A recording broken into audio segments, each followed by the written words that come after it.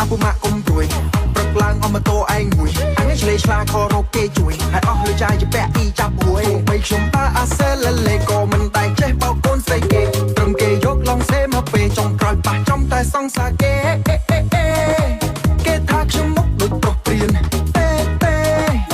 ឯងនេះរកសង្សារមួយគ្មានពេលជួបស្រីរៀងអៀនចប់ស្នាតែពុះបលិះហើយឯបគៀនគាត់ឈ្មោះពូចម្រើនគាត់មានប្រពន្ធច្រើនឮថាគាត់ប្រើថ្នាំពើកលៀន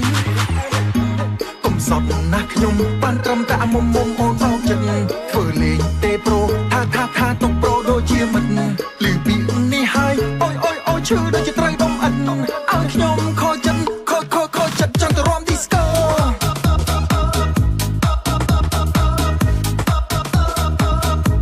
ខូចចិត្តចង់ទៅរាំឌីស្កូ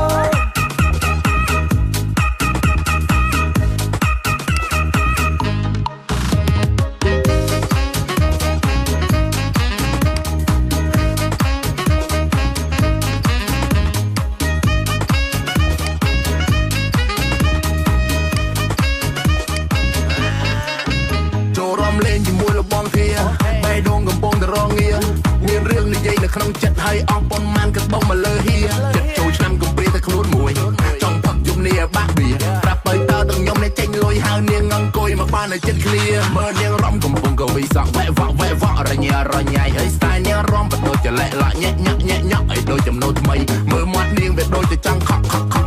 ឲ្យដូចទៅឆ្លាក់ត្រីមើលពីជើងរហូតទៅដល់សក់សំលេចសំឡក់ដូចខ្មោច7ថ្ងៃអូននៅក្មេងញ៉ាំរំមុនរែងញ៉ាំចិត្តក៏លេងខ្លាំងបែបនេះមែនតែនៅបងវងវែងបងចង់ចូលពេលញ៉ុនយប់នេះងើពីតុកបងនៅមិនសុខហៅអូនលេងអុកនៅយប់នេះអូនថាទេជប់ទៅមានមេអូនអត់លេងទេស្ដាយបែបនេះកុំសត់ណាស់ខ្ញុំបានត្រឹមតែមុំអូនបោកចិត្តធ្វើលេងទេប្រូថាទុកប្រូដូចជាមិនឮពីនេះហើយអូយឈឺដូច